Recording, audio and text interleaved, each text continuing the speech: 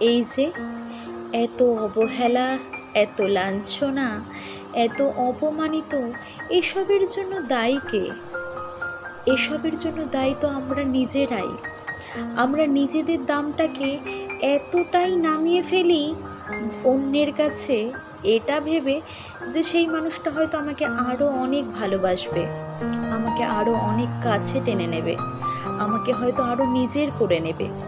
এই পাওয়ার লোভে আমরা নিজেকে উজাড় করে দিই, এতটাই উজাড় করে দিই অন্যের কাছে যে ওই অপর মানুষটা এটা ভেবে নেয় একে তো সহজেই পেয়ে যাওয়া যায়, একে গুরুত্ব দিয়ে কী লাভ। যে নিজে থেকে আমার পায়ের কাছে এসে পড়বে, তাকে হাজার অপমান লাঞ্ছনা করার পরেও তাকে মূল্য দিয়ে কোনো লাভ নেই।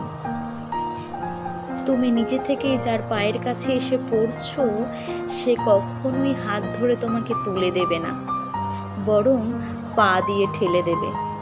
তাই সবসময় নিজেকে মূল্য দিতে শেখো, নিজেকে গুরুত্ব দাও। তুমি যত নিজেকে মূল্য দেবে, দেখবে বাকিরাও তোমার মূল্য দিচ্ছে।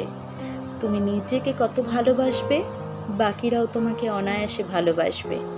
সবসময় নিজেকে ভালোবাসতে শেখো, তবেই তো অন্যের ভালোবাসা পাওয়া যাবে।